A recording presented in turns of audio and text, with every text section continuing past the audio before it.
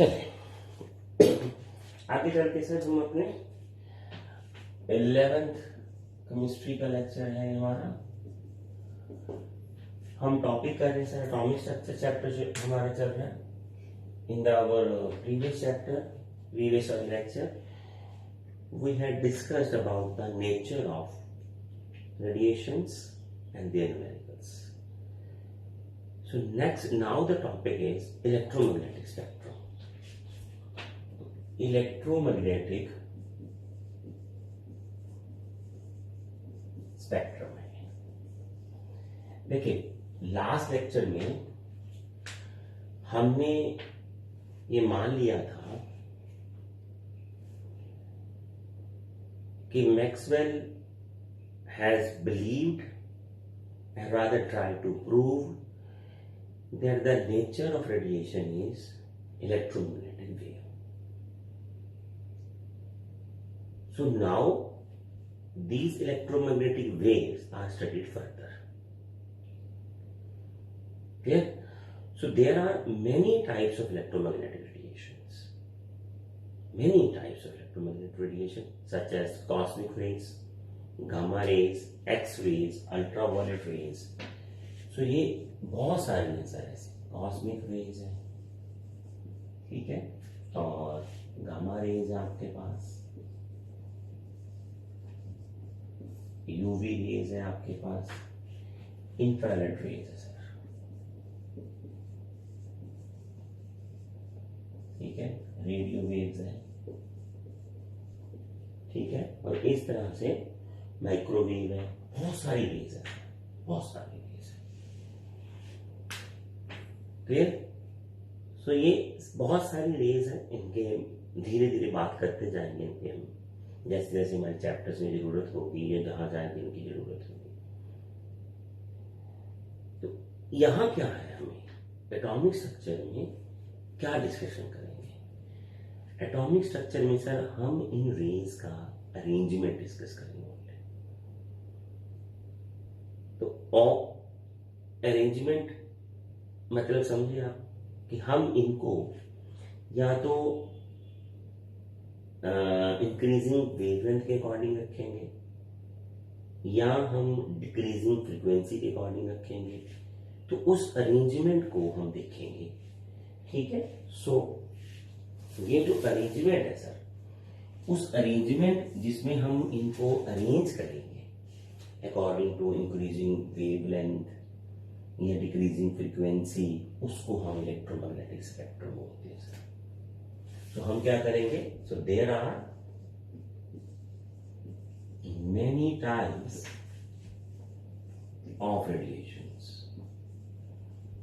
Radiations की बहुत सारी टाइप्स हैं, such as cosmic rays, gamma rays, UV rays, etc. सारी नहीं देखी तो बाद में बहुत सारी रेज है सर हमारे पास, रेडियो वेव है वो है। एंड एक चीज और जो हमने पिछले लेक्चर में इसको डिस्कशन में रख दिया था, all rays, all electromagnetic rays has same speed, and that is 3 into 10 raised to power 8 meter per second. So this is the common factor between them. Their speeds are same, ठीक है, but क्या है difference इनमें, but they have different wavelength and different frequencies, but they have different wavelength and frequency. इनकी जो wavelength है वो frequency है, उसी वजह से इनका डिफरेंस है। अब ये बात करिए sir, lambda into new, wavelength into frequency, speed, speed तो सेम है सर, 3 into 10⁻8 मीटर पर सेकेंड। अब लैम्डा फ्रीक्वेंसी दोनों का डिफरेंस होगा। एक रे का जो लैम्डा है वो दूसरी रे का लैम्डा नहीं होगा। Lambda means wavelength. एक रे दूसरी रे से अपने वेवलेंथ या अपनी फ्रीक्वेंसी के हिसाब से डिफरेंट है। Two waves are different because of their frequencies और वेवलेंथ्स। ठीक है, so they have different wavelength and frequency. ठीक है, तो उनके पास डिफरेंट वेवलेंथ है और उनकी जो फ्रीक्वेंसी है वो भी डिफरेंट है। समझे बात? नाउ आगे हम देखते हैं the arrangement of different type of electromagnetic radiation. Sir arrangement जो करेंगे हम different type of electromagnetic in order in increasing there wavelength arrange कर दें या डिक्रीजिंग फ्रीक्वेंसी के ग्रेडिंग कर दें, तो उसे हम इलेक्ट्रोमैग्नेटिक स्पेक्ट्रम बोलेंगे। Now the arrangement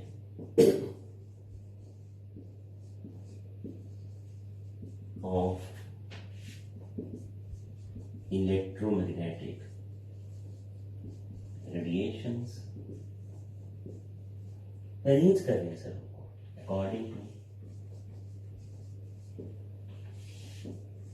increasing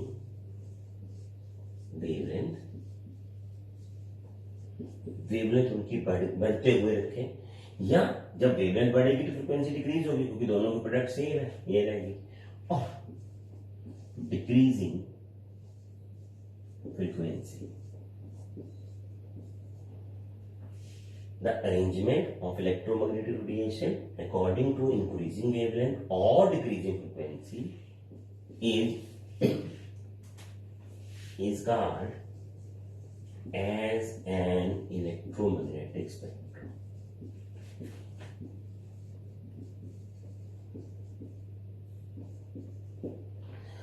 electromagnetic spectrum basically arrangement है रेडिएशंस का according to their increasing frequency और इंक्रीजिंग वेवलेंथ और डिक्रीजिंग फ्रीक्वेंसी। इसको हम एक अरेंजमेंट बोलेंगे। ठीक है, जब हम फ्रीक्वेंसीज को या रेडिएशन को बढ़ते हुए जो वेवलेंथ है या कम होती फ्रीक्वेंसी के अकॉर्डिंग तो उसको अरेंज करें। अगर हम ऐसे अरेंज करते हैं रेडिएशंस को तो हम इसको इलेक्ट्रोमैग्नेटिक स्पेक्ट्रम बोलते हैं। क्या बोलते हैं हम सर इसको? Electromagnetic spectrum. अब मान लीजिए हमने अरेंजमेंट स्टार्ट कर दिया, तो पहले आता है सर, पहला नंबर आता है कॉस्मिक रेज का।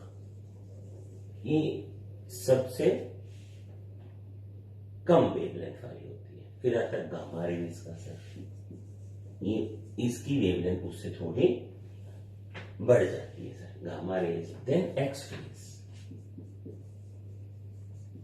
एक्स रेज जो हम यूज करते हैं सर अपने बोन फ्रैक्चर को डिटेक्ट करने के लिए। फिर आता है अल्ट्रावायलेट रेज। ठीक है सर, ये है इंक्रीजिंग वेवलेंथ, ये इंक्रीजिंग वेवलेंथ हो रहा है। यूवी रेज आ गया सर। इसके बाद आएगा सर विजिबल रीजन। अब यहां रुक जाते हैं सर विजिबल रीजन पे। विजिबल रीजन माने वो कलर्स, 7 कलर्स जो हमें दिखाई देते हैं सर। ठीक है, चलो एक और लिख के फिर विजिबल पे बात करें, और तो कुछ कर भी नहीं सकेंगे। तो इंफ्रारेड रेज आ गई सर, यहां से इंफ्रारेड रेज आ गई सर। इसके आगे इंफ्रारेड रेज आएगी, फिर microwaves and radio waves. Micro and radio, I hope आपको सब दिख गया। माइक्रोवेव और रेडियो वेव्स, ये वो माइक्रोवेव्स जो घर में होते हैं। तो ये है इंक्रीजिंग ऑर्डर वेवलेंथ। ठीक है, cosmic, gamma, X-ray, UV, visible region, infrared and micro and radio waves. अब ये इसको स्पेक्ट्रम बोलते हैं। बस हम क्या बोलेंगे? इसको स्पेक्ट्रम बोल देंगे सर। अब स्पेक्ट्रम में क्या होता है सर, अलग अलग रीजन चाहिए, उनके नाम होते हैं अलग अलग वेवलेंथ के या रीजन के, कुछ ग्रुप बन जाते हैं कि ये वो रीजन है, ये वो रीजन है, ये वो रीजन है। मैं बात करता हूं, हमें उन रीजन के बारे में बाद में बात कर लेंगे कभी। तो सर ये है विजिबल रीजन। अब विजिबल रीजन में सर हमारे हैं कलर्स, बस जो हमें दिखाई देते हैं सर। हम ना तो इससे ज्यादा वेवलेंथ देख सकते हैं, ना इससे कम वेवलेंथ देख पाते हैं। समझे आप बात? ना तो विजिबल रीजन से इन 7 कलर के, इन 7 रेडिएशंस को, विजिबल रीजन मतलब होता है कि ये 7 कलर्स हैं। हम 7 कलर क्यों बोलते हैं? हम 7 इलेक्ट्रोमैग्नेटिक वेव बोलेंगे इनको। तो ये 7 इलेक्ट्रोमैग्नेटिक वेव्स हैं जो हम देख सकते हैं, उसके आगे या पीछे हम नहीं कुछ देख सकते। This is the limitation of an eye. तो पहली आती है सर हमारे पास, ये रीजन जो है सर नियरली 360 380 पे स्टार्ट हो जाता है सर। मैं बताता हूँ क्या वो 360, ये वॉयलेट का रीजन है सर, वॉयलेट रेस, ये वॉयलेट कलर जो होता है इसकी नियरली जो नैनोमीटर 380 या 400 नैनोमीटर इसका वेवलेंथ माना जाता है। ये वेवलेंथ हम देख सकते हैं सर, ठीक है। और जो हमारी लास्ट है वो रेड होती है सर, ये है 760 नैनोमीटर, ये हम देख सकते हैं सर, ठीक है। तो इसके बाद वॉयलेट के बाद इंडिगो, ठीक है, और उसके बाद हम ब्लू ग्रीन, फिर इसको हम आगे ले जाते हैं, ठीक है। वॉयलेट हो गया, विबगॉयल आपको नजर आ रहा है sir, green and yellow, green आ गया, फिर आपको पास येलो आ जाएगा, ठीक है, और येलो के बाद ऑरेंज एंड रेड, ये है 760 नैनोमीटर। सो 380 नैनोमीटर से लेके 760 नैनोमीटर तक हमें लाइट दिखती है, ये बात मान लिया। 380 नैनोमीटर से लेके वहां तक जो लाइट है वो हमें दिखती है, हम उसे देख सकते हैं, और यही कलर जो है हमारे लिए विजिबल है, और यही कलर की सेंसेशन हम फील कर सकते हैं, ठीक है सर। ये आपको देखनी पड़ेगी बात। अब इनको फ्रीक्वेंसी भी दे सकते हैं सर, ये नैनोमीटर है, ये तो उसकी वेवलेंथ है, तो फ्रीक्वेंसी हम 3 × 10⁸ से डिवाइड करके इसको निकाल सकते हैं। ये अपना एक इलेक्ट्रोमैग्नेटिक स्पेक्ट्रम का कंप्लीट है। हमने सिर्फ विजिबल रीजन की बात की है सर, ये वाली रीजन्स की बात हम नहीं करेंगे, ठीक है, वो आगे देखेंगे जहां जरूरत है। हमें तो ये ही अभी जरूरत थी वो बात करें। अब क्या आ गया इलेक्ट्रोमैग्नेटिक स्पेक्ट्रम में, तो इलेक्ट्रोमैग्नेटिक स्पेक्ट्रम जो बेसिकली है वो स्पेक्ट्रम में अरेंजमेंट ऑफ इलेक्ट्रोमैग्नेटिक रेज करनी होती है, बस वो जो अरेंजमेंट है जैसे ये कर दिया, इसको बोलते हैं स्पेक्ट्रम। अब बेसिकली स्पेक्ट्रम कोई माने ना माने तो हमारे ब्रेन में सर 7 कलर्स जो हमें 7 रंग दिखते हैं उसको हम रेनबो भी बोलते हैं, कहीं स्पेक्ट्रम बोल देते हैं, प्रिज्म वायलेट, वो अलग से फॉर्म है, वो उसकी बात अभी आगे करेंगे सर, ठीक है। तो यहां से आगे चलते हैं सर। तो इलेक्ट्रोमैग्नेटिक स्पेक्ट्रम में सर क्या होता क्या है, ठीक है। तो एक स्पेक्ट्रम है क्या बेसिकली, तो पहले तो बात आ जाती है सर, हमारे पास आता है ये तो अरेंजमेंट हो गया। अब देखिए स्पेक्ट्रम को 2 कैटेगरीज में आगे डिवाइड किया जाता है। देखो स्पेक्ट्रम कैसे आएगा, चलिए अभी बात कर लेते हैं सर। तो जो रेडिएशन प्रेजेंट है एटमॉस्फेयर में, आई कहां से सर, सन से। तो सन एक, जैसे हम मानते हैं आ का रोल है, बर्निंग हॉट ऑब्जेक्ट है, तो वो रेडिएशन को रेडिएट कर रहा है, तो इसका मतलब वो अमिट कर रहा है रेडिएशन को, तो हम इसे एमिशन स्पेक्ट्रम मान सकते हैं। अब अगर वो रेडिएशंस, ध्यान से सुनना, वो रेडिएशंस ठंडे किसी ऑब्जेक्ट से गुजर जाएं, पानी से या किसी भी एलिमेंट से, तो वो उन गर्म हो जाएगा, वो रेडिएशन को अब्सॉर्ब कर लेगा। अब ये देखा गया सर कि वो सारी रेडिएशन अब्सॉर्ब नहीं कर सकता, कुछ करेगा तो छोड़ देगा बाकी सब। तो वो जो रेडिएशन अब्सॉर्ब कर लिया, कौन सी रेडिएशन अब्सॉर्ब की है वो पता लगाना और उनको फिर अरेंज करना अकॉर्डिंग टू इंक्रीजिंग वेवलेंथ, उसको हम बोलते हैं एब्जॉर्प्शन स्पेक्ट्रम। तो स्पेक्ट्रम 2 तरह के हुए सर हमारे पास, एक तो है सर एमिशन स्पेक्ट्रम, पहला टाइप करते हैं हम emission spectrum.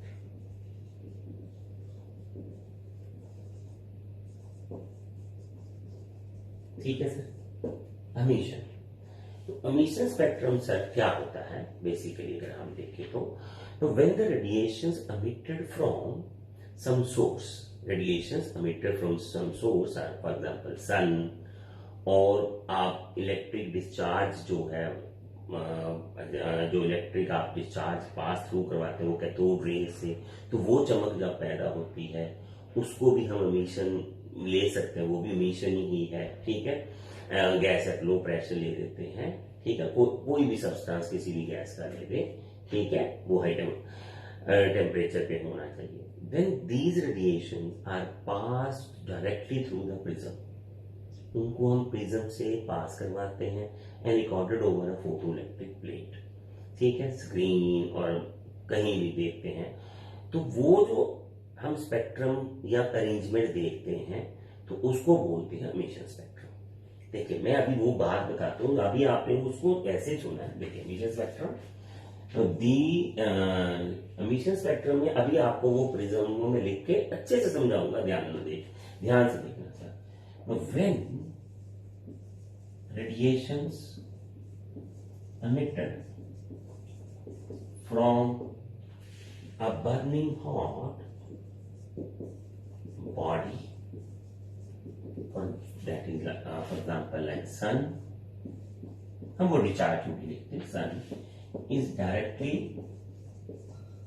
passed through the prism। ठीक है, हमने उसको डायरेक्टली पास थ्रू करवाया प्रिज्म से and recorded over photo electric plate and recorded over a photographic plate. ठीक है, पता चल गया, फोटोग्राफिक प्लेट पे हमने उसको रिकॉर्ड किया और जो स्पेक्ट्रम हमें मिला, अब यहां लिखेंगे, आगे पहले समझ लेते हैं, कुछ नहीं समझ लगा प्रिज्म का, अभी समझाता हूं सर, जस्ट वेट। ये आ गया, ये सर वो रेडिएशन आए। अब रेडिएशन तो एक आएगी, 4 आए, 5 आए, 10 आए, कुछ नहीं, हमें तो पता, हमने तो रेडिएशन डाल दिया। कहां से आई? बर्निंग हॉट से आई। अब ये वाली जो एक रे है, इसी में सारी रेडिएशन होती है। जैसे सन से रेडिएशन आ रही, अब सूरज से रेडिएशन आ रही है, वो प्रिज्म पे पड़ती है। ठीक है, तो यहां फोटोग्राफी प्लेट रखनी है, उसने क्या किया सर, रिकॉर्ड कर दिया ऐसे। ये देखा हुआ सर, ये देखा हुआ, दिस वी हैव सीन। अब इस फिनोमिना को फोटोग्राफिक प्लेट रिकॉर्ड किया, तो prism splits rays according to their wavelength, according to their wavelength। अब ध्यान से सुनना, according to their wavelength, because ध्यान से सुनना, according to their wavelength हमने उनको स्प्लिट कर दिया and this is called dispersion. अभी देखता हूं मैं, अभी करवाता हूं सर, धीरे धीरे सुनते चलिए। अब splitting according to their wavelength and this is called dispersion of light. ये स्प्लिटिंग को हम डिस्पर्शन बोलते हैं। ठीक है, स्प्लिटिंग को क्या बोलते हैं हम? डिस्पर्शन बोलते हैं। अब क्या है देखिए sir, now the bending of a light through prism depends inversely proportional to its wavelength, inversely proportional to its wavelength of radiation. अब जो बेंड होती है ना लाइट सर, यहां से बेंड हुई है तो एक बन गई ना, जैसे 7 रंग मिल के एक व्हाइट लाइट बना देंगे, तो फिर प्रिज्म से निकालते वो अलग कलर कैसे बन गए सर? जिसकी वेवलेंथ ज्यादा होगी वो कम बेंड होगा। जैसे हमने देखा था कि रेड जो है वो जैसे ये व्हाइट लाइट हो तो यहाँ रेड और वायलेट आएगा, सब अलग अलग कर देगा। Bending of a light through the prism inversely proportional to wavelength of radiation. And for this reason हर कलर, हर रेडिएशन अलग अलग एंगल पे बेंड हो जाएगी, तो वो सेपरेट कर देगा, हम रिकॉर्ड कर लेंगे, उससे जब हम देखेंगे तो हम उसे खुद ही अरेंज कर देगा अकॉर्डिंग टू वेवलेंथ। जैसे ये अरेंज कर दिया उसने, ये ज्यादा वेवलेंथ है, ये कम, तो यहां से यहां तक जो इंक्रीजिंग वेवलेंथ, ये खुद ही अरेंज कर देगा। Bending of a light through a prism is inversely proportional to wavelength of light. Hence, more the wavelength,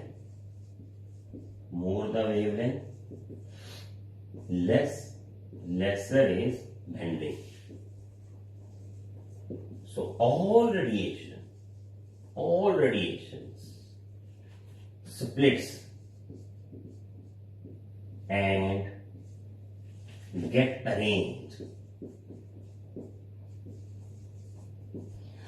सारी जो वेवलेंथ्स हैं, जो सारी है वो अरेंज हो जाएंगी according to increasing wavelength, and this is called emission spectrum. क्या बोलते हैं हम इसे? Emission spectrum.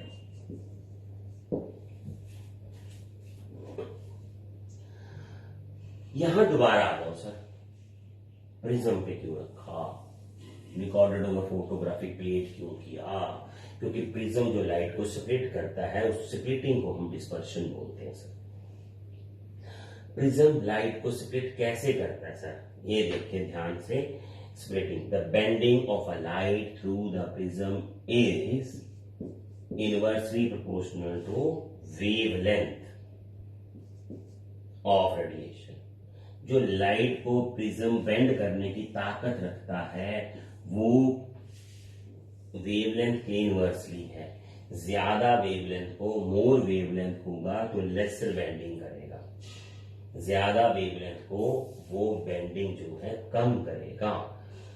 So all the radiation जो पीछे से आएगी, व्हाइट लाइट आ रही, कोई आ रही, सूरज से लाइट आ रही है, सनलाइट लिख लीजिए सर, ऐसे सनलाइट लिख दीजिए, तो वो सारी रेडिएशन जो हैं वो अलग अलग एंगल पे अरेंज हो जाएंगी। So all the radiation splits and gets arranged according to increasing wavelength.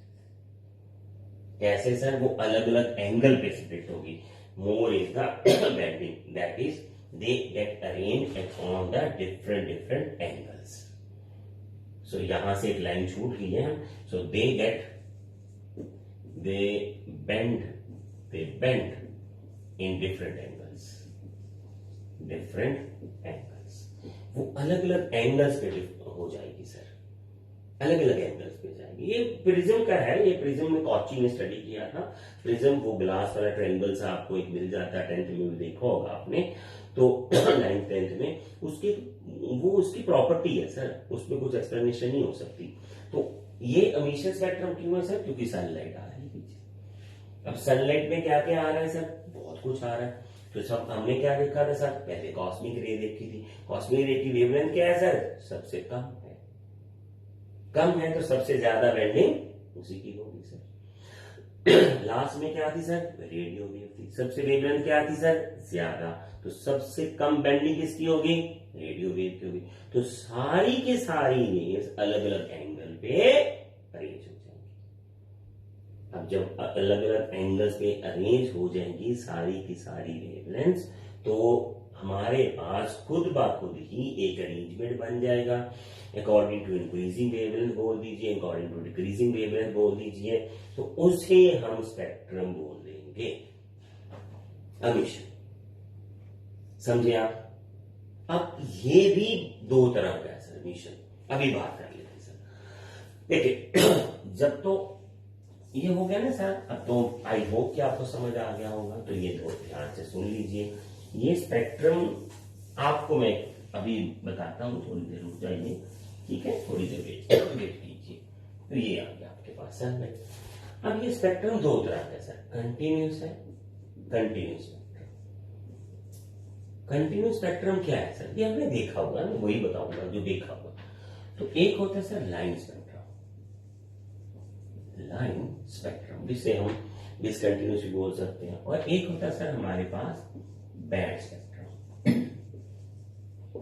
अब कंटिन्यूस स्पेक्ट्रम क्या, जिसमें एक कंटिन्यूस ऑर्डर में सारी की सारी जो रेडिएशन है मौजूद हो। देखिए मैं आपके पास बिल्कुल वही करूंगा, व्हाइट लाइट वाला जो आपने देखा होगा सर। ये मान लीजिए आपके पास आ गया सर रेड कलर, वैसे तो मेरे पास ब्लैक स्केच है, वही रहता है, कलर्स तो स्केच है ही नहीं है। और ये आ गया सर अगला, मान लीजिए अगली रीडिंग आ गया, और फिर अगला एक और कलर आ गया, फिर ये अगला और कलर आ गया, बीच में व्हाइट भी एक कलर है सर, तो ये कलर आ गया, ये कलर आ गया अपने पास ऐसे, और ये भी कलर आ गया, ये ऐसे कलर आ गए साथ। कौन कौन से आ गए सर, ये वॉयलेट कलर रीजन है सर, ठीक है, मैं भी बताता हूँ सर, ये पूरी कंप्लीट वॉयलेट कलर, ठीक है। पहला जो आपके पास वॉयलेट आ गया, ये वाला जो व्हाइट छोड़ा ये इंडिगो है सर, ठीक है। और फिर ब्लैक आ गया सर, ये ब्लू कलर शो कर देगा, और फिर व्हाइट आ गया सर आपके पास, ये ग्रीन कलर शो कर देगा, और ये रेड है। इस तरह से 7 रंग होते हैं सर कंटिन्यूस, बिना एक दूसरे में मर्ज किए होते हैं सर। इनकी कोई बाउंड्री ऐसी होती है, जैसे वो एक कलर खत्म हो दूसरा शुरू हो जाता है, जैसे एक कलर, ये नहीं है कि कहीं पे कट आ जाए। कंटिन्यूस स्पेक्ट्रम है, क्या है ये, कंटिन्यूसली एक बैंड होता है कलर्स का, पूरा एक बैंड रेड का है, वॉयलेट का है, ग्रीन है, कंटिन्यूस बैंड होते हैं ठीक। और कंटिन्यूस 7 कलर्स मिलते हैं, इनमें कोई गैप नहीं आता, मतलब बहुत परफेक्ट सी मर्जिंग होती है, जैसे ही कलर खत्म होता है दूसरा कलर जो है चल पड़ता है। सो कंटिन्यूस स्पेक्ट्रम में हम we take the example of white light, we take the example of white light which when passed through prism splits in 7 continuous bands of color and called continuous spectrum। कोई भी sir एक भी point, एक भी जगह पे missing नहीं है, बिल्कुल परफेक्टली मर्ज हो रहा होता है सर। उसे हम कंटिन्यूस स्पेक्ट्रम को बोल सकते हैं सर, समझिए आप बात। तो वो आप समझ गए, आप जैसे बारिश के मौसम में आप सन में वो रेनबो देखते हैं in the sky and you feel that is a continue. ये नहीं है कि पहले ब्लू और मतलब आप मान लीजिए वॉयलेट और इंडिगो बन गया, फिर गैप आ गया, फिर उसके बाद अगले कलर और कहीं बन गए, और गैप नहीं है सर, कंटिन्यूस कलर्स आएंगे अगर आएंगे तो 7 के 7। अगर दिखे नहीं दिखेंगे, वो भी दिखने के लिए आपको परफेक्ट एंगल चाहिए होता है, पर अगर दिखते हैं तो वो कंटिन्यूस आएंगे, तो उसको हम कंटिन्यूस स्पेक्ट्रम बोलते हैं, विब वायर बोल सकते हो आप, ठीक है। Red to violet colour, 7 colour continuous है, रेड टू वॉयलेट, ये continuous. Every single colour is present, जो 7 कलर हमें दिखते हैं, वॉयलेट है, इंडिगो है, ब्लू है, ग्रीन है, येलो है, ऑरेंज और रेड है, सबके कंटिन्यूस आ जाएगा। ये क्लियर हुआ। अब आ गया सर लाइन स्पेक्ट्रम। अब लाइन स्पेक्ट्रम क्या है sir, know when the radiations emitted, when the radiation emitted by an excited substance, for example placing some volatile salt, यानी for example NaCl on a Bunsen flame, ठीक है, by par, ठीक है। सो ये ध्यान से लिखना सर, when radiations emitted, ठीक है, हमने रेडिएशंस को एमिट किया है, तो when radiations are emitted by an excited माने हॉट, गर्म, हॉट, ठीक है, हॉट सब्सटेंस लिखना बहुत जरूरी है सर। सब्सटेंस, एक सब्सटेंस, एक मान लीजिए जो सब्सटेंस हमने गर्म किया है, ठीक है, तो by excited substance, for example volatile side कोई भी ले लीजिए, NaCl placed on hot burner, हमने उसको रख दिया वहां बंसन फ्लेम पे रख दिया, ठीक है, बंसन फ्लेम पे रख दिया तो वो गर्म हो गया सर, ठीक है। तो ये रेडिएशन जो देता है, अब अगर हम इसको रेडिएशंस को एनालाइज बाय स्पेक्ट्रोग्राफ, ठीक है, तो क्या होगा सर, ये देखिए sir. Now when the radiations emitted by an excited substance, for example this, is analyzed on spectrograph, ये स्पेक्ट्रम को या रेडिएशंस को स्टडी करने की मशीन है एक तरह की spectrograph, we get only radiations, only some radiations of definite wavelength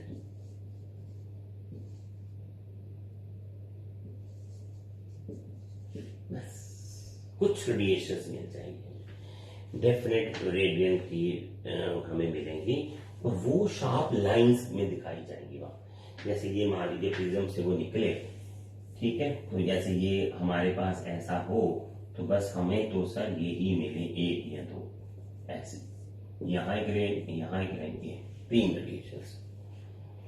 बाकी फोटोग्राफिक प्लेट जो है वो सारी वैसे की वैसे ही है, वहां 3 स्पॉट्स आ गए हैं, वो 3 ब्लैक आते हैं।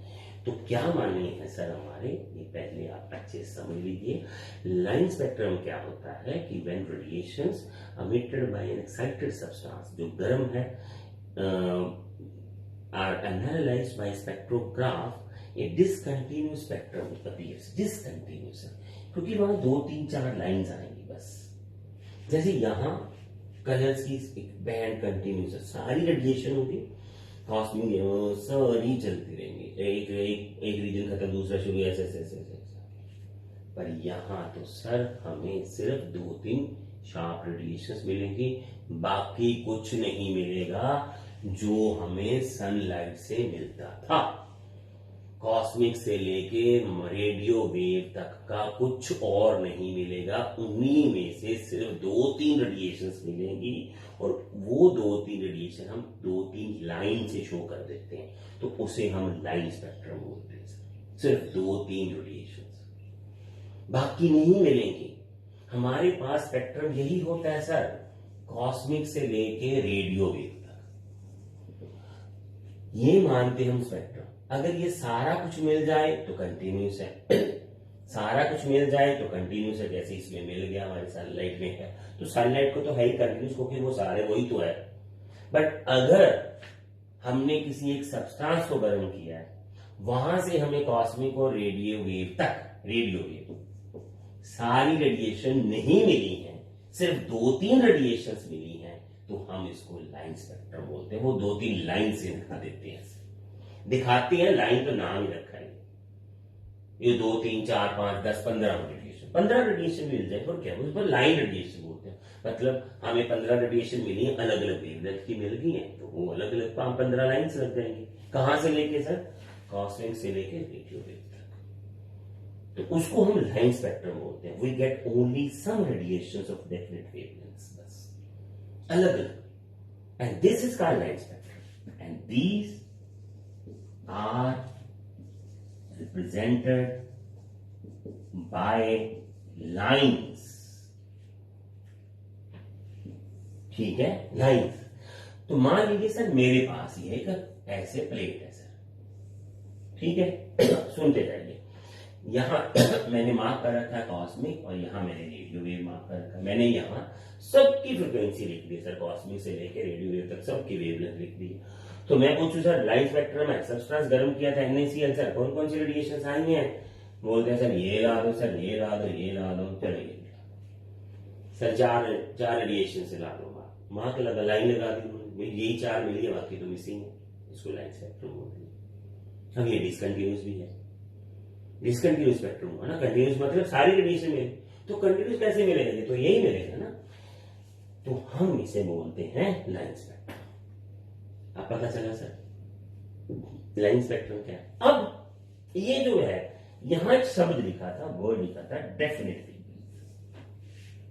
हर सब्सटेंस की एक डेफिनेट वेवलेंथ होगी, वही रेडिएशन मिलेंगी। जब आप गर्म करोगे तो और कोई रेडिएशन नहीं मिलेगी उससे, कभी भी कहीं भी गर्म करो वो वही 4, 3, 5 जितनी रेडिएशन दे रहा है, जितनी वेवलेंथ की रेडिएशन दे रहा है उतनी ही देगा।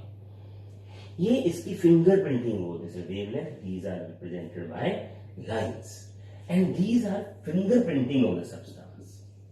So these are fingerprinting of a substance। देखिए ध्यान से सुनिए, हम बोलते हैं कि जो हमारा रोवर है वो मंगल ग्रह पे गया है, वहां गया है, या चांद पे जा रहा है, वहां उसके धरती पे सब्सटेंस को ढूंढ रहा है। तो कैसे ढूंढ रहा है? यही तो है, वो स्पेक्ट्रम भी बना के भेजेगा हमें, जो रेडिएशन एमिट कर सकता है, जब वहां से रेडिएशन वो ऑब्जॉर्व करते हैं, हमें वो पता है कि ये सब्सटेंस ये रेडिएशन या तो एमिट करते हैं, अब्जॉर्प्शन में अभी बात करेंगे वो। तो ये उसकी सर लाइन स्पेक्ट्रम फिंगरप्रिंटिंग है। जो सब्सटेंस गर्म होके रेडिएशन एक बार छोड़ देता है, वैसी ही रेडिएशन वो हर बार छोड़ेगा, और वो कुछ रेडिएशन ही छोड़ेगा, कंटिन्यूस कभी नहीं देते हैं ये सारे अलग अलग सब्सटेंस। तो इसको हम लाइन स्पेक्ट्रम की कैटेगरी में रख लेते हैं। ये पता चला सर आपको? ठीक है, तो यहां से हम 1-2 पॉइंट आप लिख लेना, मैं बोल देता हूं आपको। Each element has its characteristic spectrum. Her element का एक अपना ही कैरेक्टरिस्टिक स्पेक्ट्रम है। वो बोला मैंने कैसे सॉरी सर, उसने खुद ने वही लाइनें छोड़नी है, सब वही रेडिएशन छोड़नी है, उसकी आप अरेंजमेंट्स कर दो तो उसका स्पेक्ट्रम बन गया। ठीक है, तो वो उसका कैरेक्टरिस्टिक है, वो और कोई नहीं छोड़ सकता इस वर्ल्ड में, कहीं भी नहीं, कोई एलिमेंट और नहीं वो रेडिएशन को छोड़ सकता। सो ईच लाइन स्पेक्ट्रम की जो होगी वो एक पर्टिकुलर वेवलेंथ पे हम लगाएंगे, जैसे कि पर्टिकुलर वेवलेंथ। तो these are fingerprinting of substance. मैंने वो फिंगरप्रिंटिंग में सारा कुछ वही बंद कर दिया था बोल के।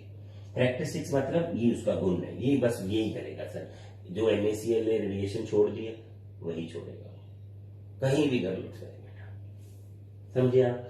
तो ये है हमारा लाइन स्पेक्ट्रम सर। बहुत बड़ी बातें हैं ये स्पेक्ट्रम वाली, ये आपको अच्छे से समझनी पड़ेंगी। ठीक है, आई होप कि आप अच्छे से समझ पा रहे हैं उसको। तो बैंड स्पेक्ट्रम की बात कर लेते हैं।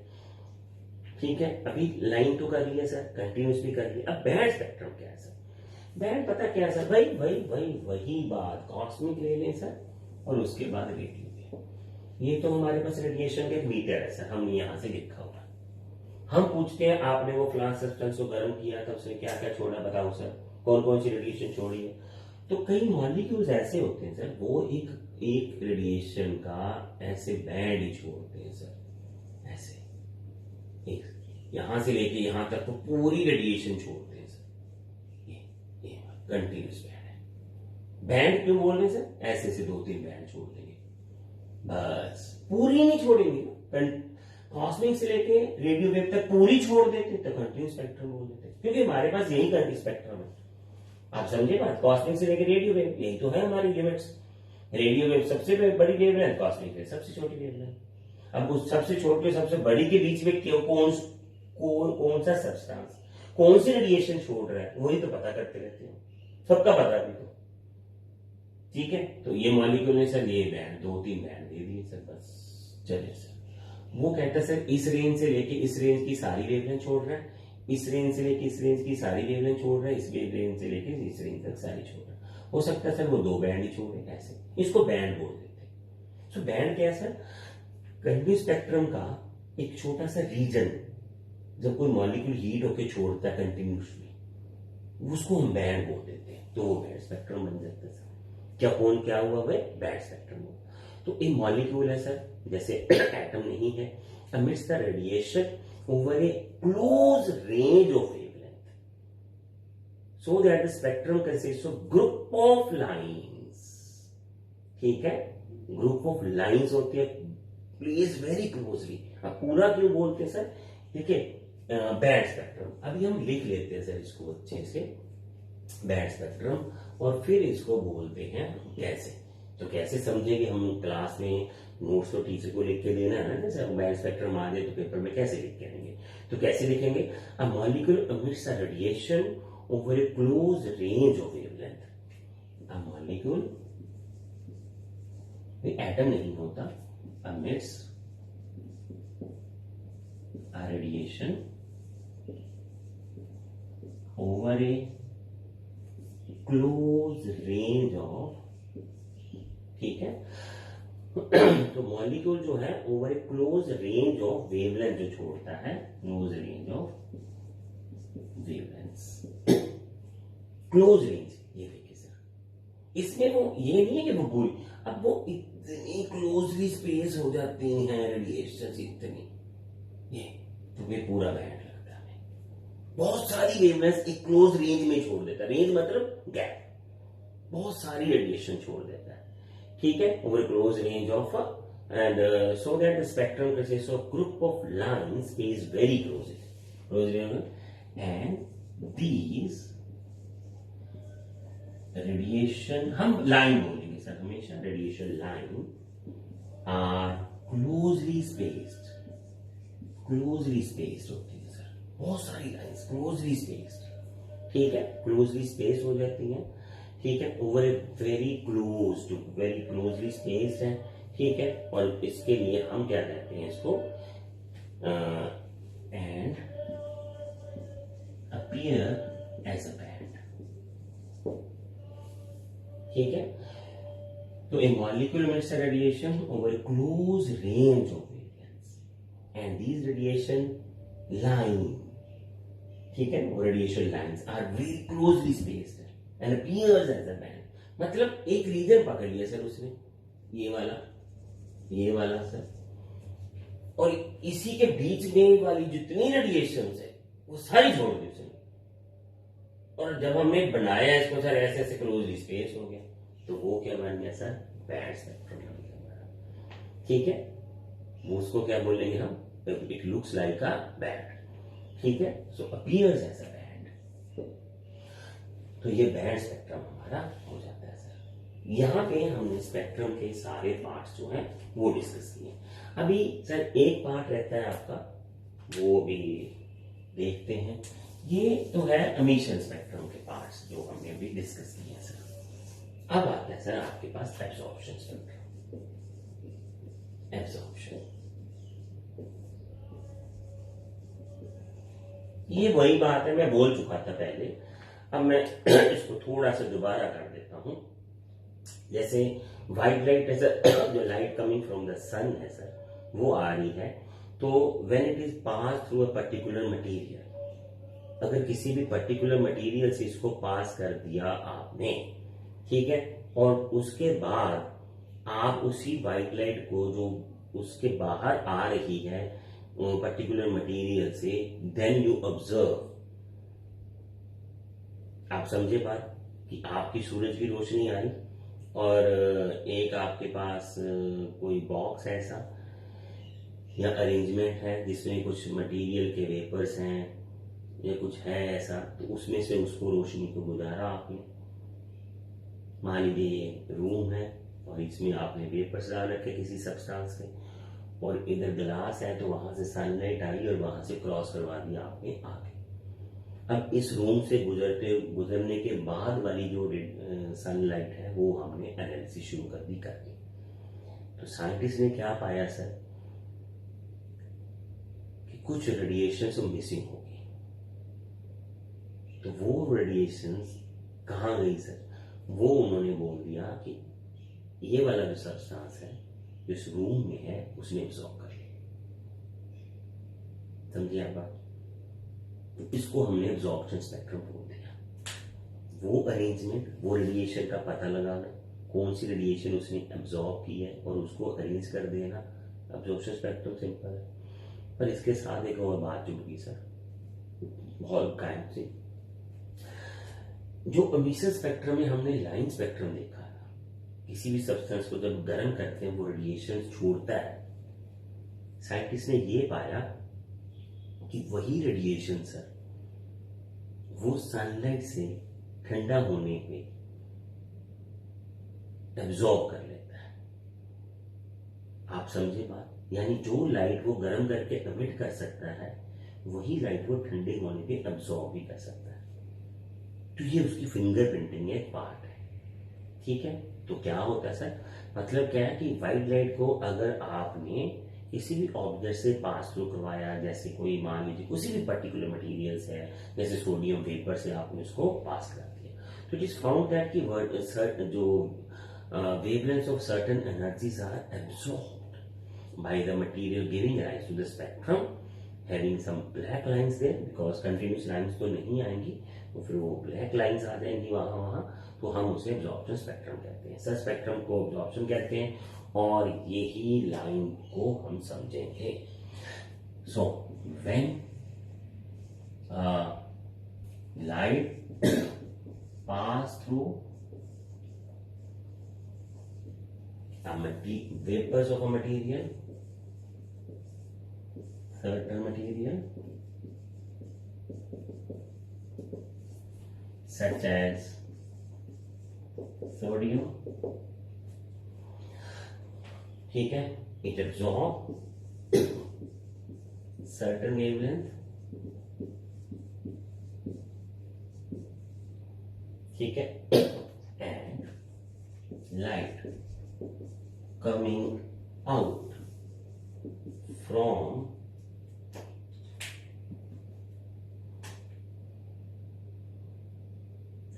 this substance material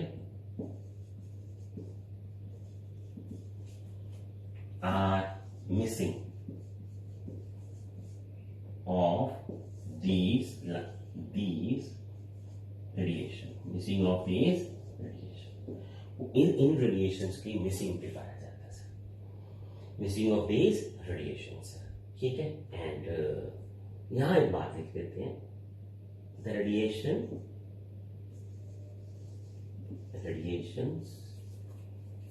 absorbed by the material are same as it emit when it is heated। ये ध्यान रखना सर, जब हम इसको गर्म करेंगे वो रेडिएशन जो बाहर ये छोड़ता है, वही रेडिएशन ये ठंडा होने पे एब्सॉर्ब कर लेता है। ठीक है, तो देखिए हमने क्या पाया था कि जो helium is present in the outer core of the sun, या फलानी चीज प्रेजेंट है, तो वो क्या होता है सर वो ये मानते हैं कि सन की कोर तो सबसे गर्म है, उसके आगे जो थोड़ा है उसका टेम्परेचर सन से कम है, तो उसको ठंडा माना जाएगा। जो रेडिएशन सन से आती है सर, तो वो रेडिएशंस में कुछ रेडिएशन मिसिंग पाई जा रही है आजकल। तो वो जो रेडिएशन मिसिंग पाई जा रही है वो कौन सा मटेरियल है जो हीट होने पे छोड़ता, तो उन्होंने देखा कि वो हीलियम है या कोई और मटेरियल है। तो then they found that composition of atmosphere of sun, sun के एटमॉस्फेयर में कौन कौन सी जो मटेरियल है वो प्रेजेंट है, क्योंकि सन के बाद तो सारा मटेरियल एटमॉस्फेयर ठंडा माना जाएगा। तो वो सन से निकलने, क्योंकि सन एक बर्निंग हॉट मटेरियल है, सब्सटेंस है, तो वो रेडिएशन को अब्सॉर्ब करता है। अब जो उसने अब्सॉर्ब कर ली वही वो अर्थ पे गर्म करने पे एमिट भी करेगा। तो ये पर्टिकुलर लाइन जो है ये शो करती है how we find the material present in the atmosphere of sun.